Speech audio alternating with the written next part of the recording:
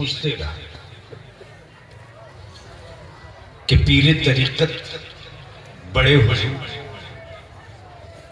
बड़ी खानकाह के साहबे से ज्यादा सैयद शाह एहसान अली ने अपने खानदान के बाप दादा का शजरा तो रखा, झंडा इमाम मोहम्मद रजा का क्यों कांधे पर उठाया?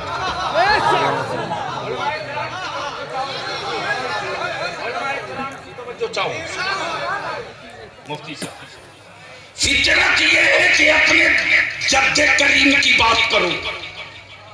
तवज्जो चाहो, तवज्जो चाहो। फितरत ये मुफ्ती साहब कि अपने जद्दे करीम की बात करो, अपने सिलसिले की बात करो, अपने घराने की बात करो, अपने खानदान की बात करो, लेकिन कुर्बान जाओ इस घराने पर। सजरा है खानदान का, लेकिन झंडा है बरेली के इमाम अहमद रजा का। अब मैं पूछते रहा हुजूर, जरा हमें ये तो बताते कि अपने खानदान का झंडा नहीं, बरेली के इमाम के अकीदे का झंडा क्यों?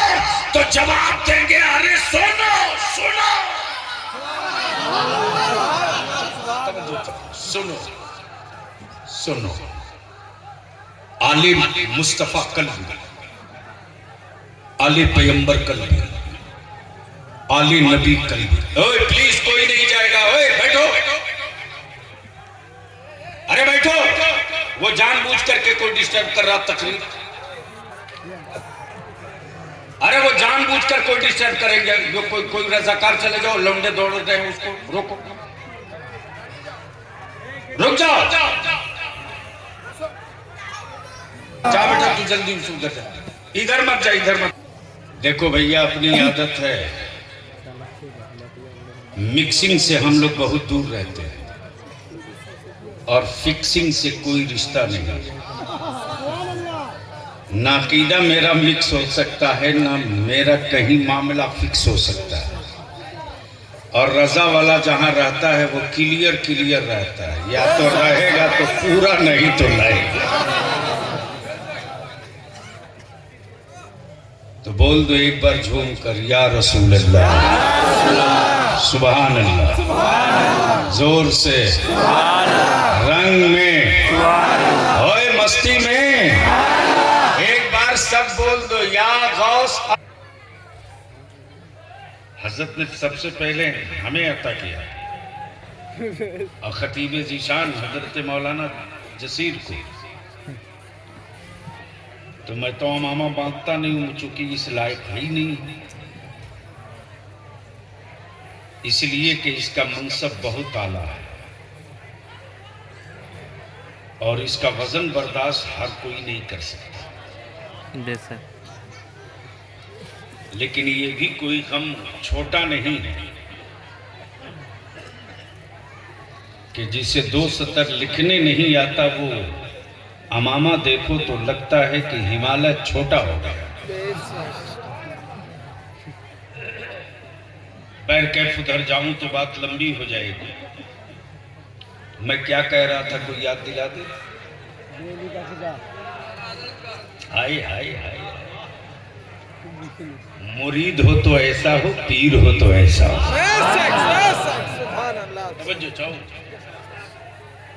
झंडा मैंने आलम तसव्वुर में इस खानवादे के जद्दे करीम की दहलीज पर अकीदत की नजर पेश कर अर्ज की कि आप तो सादात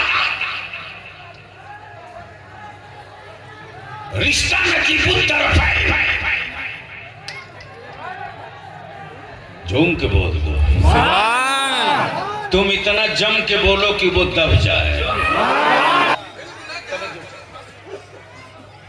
अकीदत की नजर पेश कर अर्ज की, बेटा गौसे आजम के, शहजादे हसनैन के, लख्ते जिगर से गदा फातिमा के, रिश्ता आपका मौला अली से, अब बात मौला अली की आ गई तो उलमा बैठे तशरीफ फरमा जिम्मेदार अर्ज करूं मेरे आका करीम की हदीस से पाक अना मदीनतुल इल्म क्या कहा वालिकुल बाबुहा हजरत शायद मैं नतीजे पर पहुंच गया हूं शायद आका करीम फरमाते मैं इल्म का शहर हूं किसका मैं ज्ञान का शहर हूं मैं विद्या का शहर हूं मैं एजुकेशन का शहर हूं तवज्जो चाहूं मेरे नबी ने ये नहीं कहा कि सिलसिले में शरीयत का शहर है काश उलमा इकराम थोड़ी सी संजीदगी से देखा मेरे नबी ने ये नहीं कहा कि मैं सिलसिले में शरीयत का शहर हूं रसूल करीम फरमाते मुतलकन इल्म कोई हो इल्म कोई हो मैं उसका शहर हूं मैं उसका शहर हूं अली उसके दरवाजे अली उसके दरवाजे अब पूरी दुनिया में तसव्वुफ तरीका कुतुबियत व अब्दालिया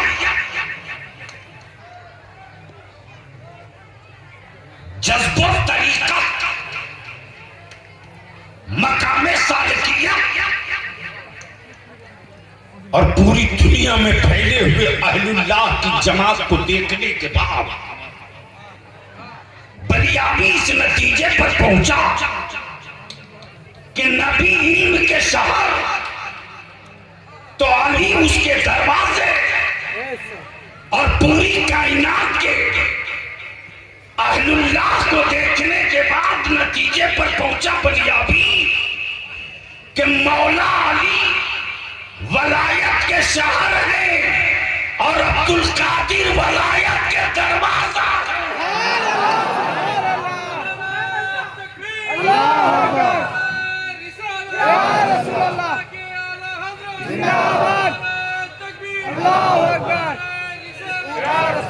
बगैर मौला अली की चौखट से वलायत निकल नहीं सकती और निकल भी जाए तो बगैर पीराने पीर अब्दुल कादिर के आता हो नहीं सकती। अब जहन को यही रोक लो मैं सोचते रहा बेटा नबी के घराने का शहजादा अब्बास का लाडला हसनैन का खून सैयदा फातिमा का झंडा बरेली के इमाम का क्यों झंडा बरेली के इमाम का क्यों तो आज भी इनके घराने से यही आवाज आवेगी मुझसे क्यों पूछते गौसे आजम के बेटे जो महरैना में लेटे हैं उनसे पूछ ले वो बता देंगे आ गया बोल दो रंग में आके बोल दो हाय हजरत मुफ्ती साहब आ गया तसव्वुर में सरकारे नूरी मेरे दादा पीर की तुरबत है निगाहों में खजाने बरक़ात इरफाने बरक़ात सैयदी सरकारे शाह बरकतुल्लाह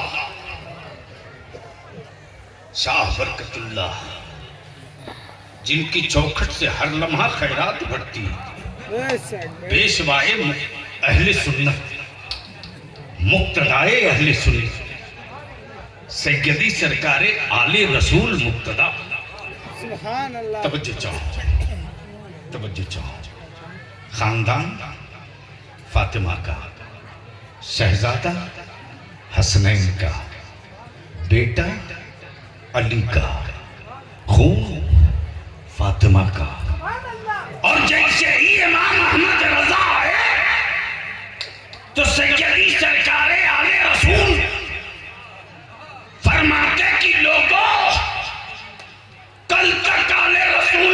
परेशानी थी कि मेरा रब क़यामत में पूछेगा, आले रसूल बोल क्या लाया है।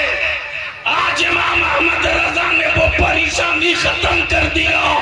कल क़यामत के दिन में सर उठा के कह सकूंगा, परवरदिगार मैं इबादतों का ज़ख़ीरा तो नहीं लेकर आया, लेकिन इमाम अहमद रजा लेकर आया हूँ।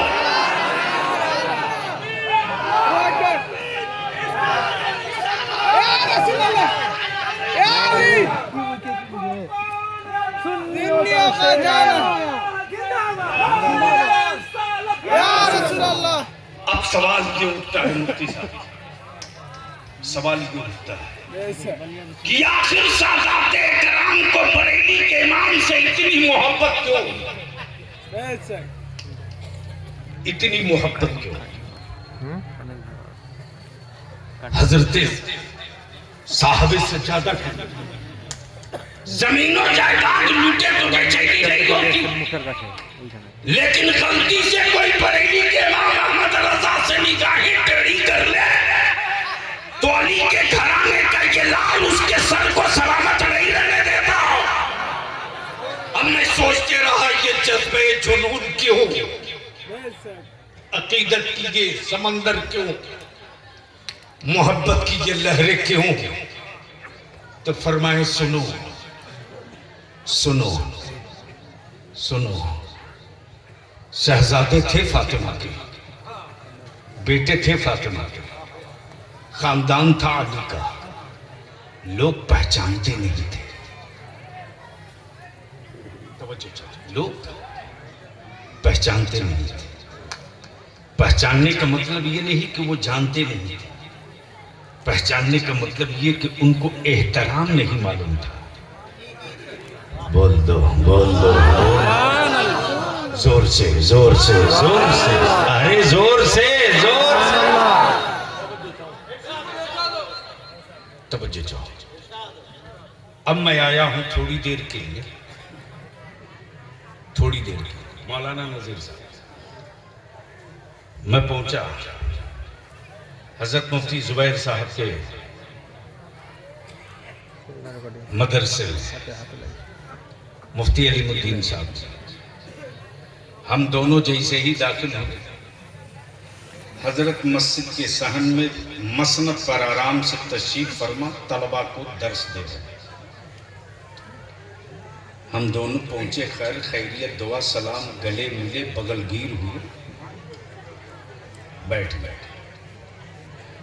फिर एक साहब आए,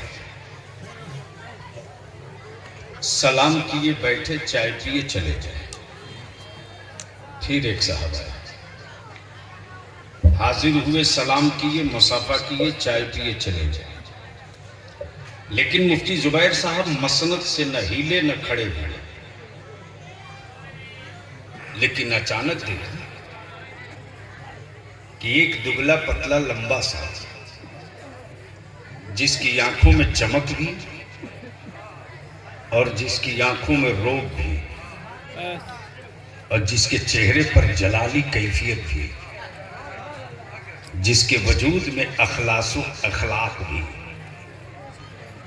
जैसे ही जूती उतारे हैं मस्जिद के दरवाजे, मुफ्ती जुबैर साहब वहीं से दौड़ पड़े। मैंने मुफ्ती अलीमुद्दीन साहब से अर्ज की, हजरत ये हैं कौन जिनके लिए बुखारी शरीफ छोड़ के ये दौड़ गए।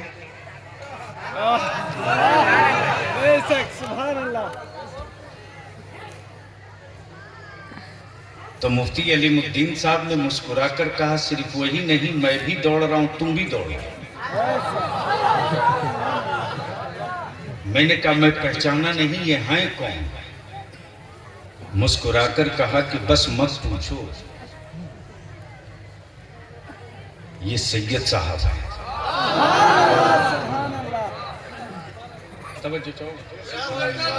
मैंने कहा इससे पहले बड़े खूबसूरत जुब्बा और दस्तार में लोग आए, लेकिन मुफ्ती जुबैर हिले नहीं, डोले नहीं, मुफ्ती अलीमुद्दीन उठे नहीं। इनके आते ही सब चल पड़े। मैंने कहा इससे पहले जो लोग आए थे कौन थे? कहा इससे पहले जो आए थे उसमें खान साहब था, उसके बाद जो आए वो अंसारी साहब थे, उसके बाद जो आए वो मंसूरी साहब थे, उसके बाद जो आए वो शेख साहब थे, उसके बाद जो आए वो मिल्की साहब थे, उसके बाद जो आए वो कुरैशी साहब थे। अब मैं सोचते रहा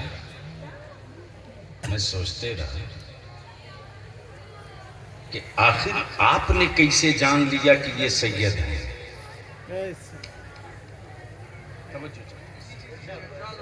बोलोगे तो बोल दूंगा, बोलोगे तो बोल दूंगा, रंग में आओ बोल दूंगा, ओए चारों तरफ से बोल दो बोल दूंगा। मैंने कहा आपने कैसे जाना ये सैयद साहब है? का किताबों में पढ़ा जान गया, शजरे में पढ़ा जान गया, तारीख हिस्ट्री पढ़ा जान गया, इलाके का ज्योग्राफिया नक्शा पढ़ा जान गया, इतिहास का पन्ना पढ़ा जान गया। अब बलियाबी को कहने दो, आज जो पूरी दुनिया में इनाम मिला है मुस्तफा के घराने से, बरेली के इमाम अहमद रजा, सारी दुनिया ने सैयद को सैयद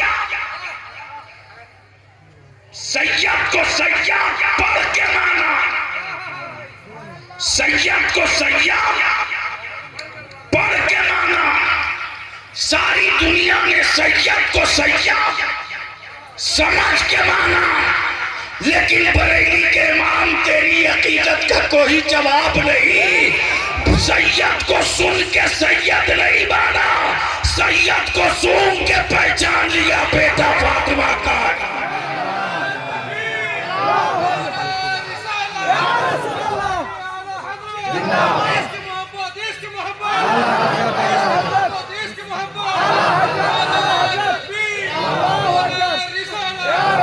तब मेरे इमाम का अकीदा हिमालय की चोटी से पुकार पड़ा, तब पुकार पड़ा।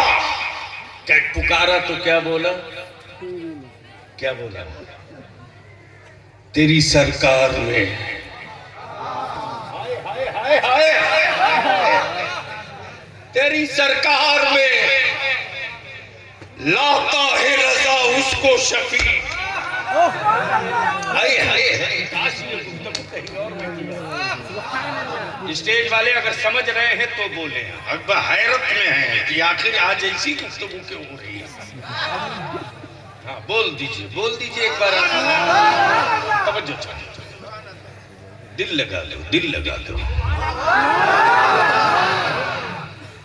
तेरी सरकार में लाता है रजा उसको शफी जो मेरा गौस है। तवज्जो चाहो। क्या तेवर है?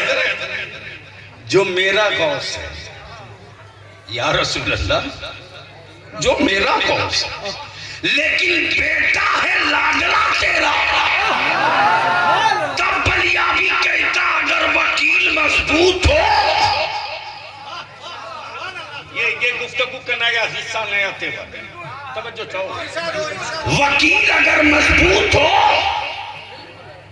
तो जुर्म चाहे जितना बड़ा हो, फैसला अपने हाथ में करा के दम लेगा।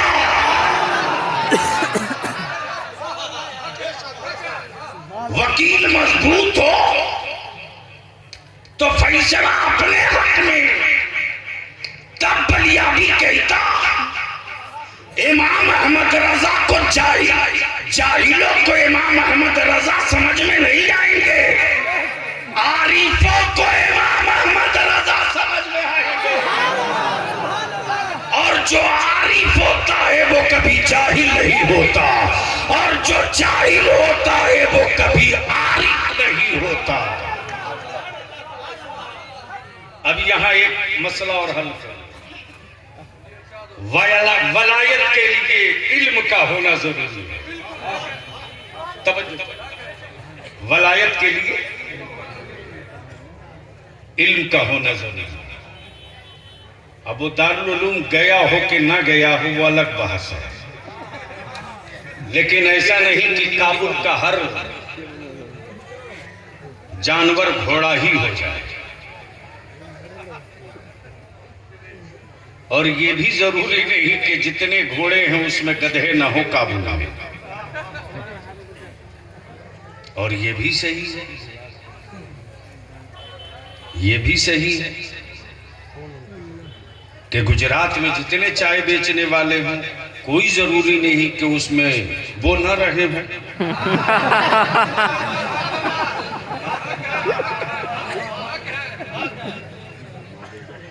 हजरत आप डर नहीं लगे, टाइट रहिए। अरे सिग्नल बॉडी का जब बलियाबी पूरे भारत में सुबह शाम रोज कहता है कि भैया मैदान भी तुम ही तय करो, तारीख भी तुम ही तय करो, जीतूंगा मैं। इसलिए कि हड्डियों की ताकत से जंग नहीं लड़ी जाती। अगर हड्डियों के ताकत से जंग लड़ी गई होती तो मस्जिद अक्सा की आजादी के जंग लड़ने वाले 48 घंटे के अंदर फलस्तीन से खत्म हो गए होते। बल्कि ये बता दिया बैतुल मुकद्दस की आजादी के मतवालों ने, अमेरिका वालों, ब्रिटेन वालों, रशिया वालों, इटली वालों, जर्मन वालों, फ्रांस वालों, अरे पूरी दुनिया के कुफ्र वालों कान खोलकर सुन लो, तुम्हारी फौजें हथियारों से जंग लड़ रही है और हमास के नौजवान करबला वालों की वफादारी से जंग लड़ रहे हैं।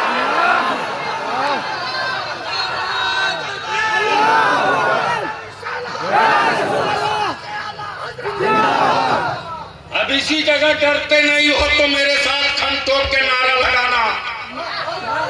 बलिया भी पूरी दुनिया में ललकार के कह रहा हो, वो सऊदिया के ज़कातखोर होंगे जो चुप रहेंगे, वो इस्राइल के टुकड़ा खोर होंगे जो चुप रहेंगे, गौसे आजम का सदका खाने वाला कभी चुप नहीं रहेगा, हुसैन पाक का टुकड़ा खाने वाला कभी चुप नहीं रहेगा। इसलिए मैं नारा लगाऊंगा, बैतुल मुकद्दस आप कहोगे लेके रहेंगे। आवाज चारों तरफ से, हाथ उठा के मुट्ठी बांध के, बैतुल मुकद्दस जिंदाबाद, जोर से चारों तरफ, बैतुल मुकद्दस जिंदाबाद, बैतुल मुकद्दस जिंदाबाद, बैतुल मुकद्दस जिंदाबाद, मस्जिद अक्सा जिंदाबाद, मस्जिद अक्सा जिंदाबाद, मस्जिद अक्सा लेके रहेंगे। क्या नारा लगाओ, लेके रहेंगे, मस्जिद अक्सा, बैतुल मुकद्दस, करबलाए मुअल्ला, करबलाए मुअल्ला, बैतुल मुकद्दस, मस्जिद अक्सा। इसलिए लेकर रहेंगे कि जब करबला में नबी की आल का कदम पड़ा तो हम करबला की तौहीन बर्दाश्त नहीं कर सकते। मस्जिद में, मस्जिद अक्सा में मेराज की रात मेरे नबी का कदम पड़ा है।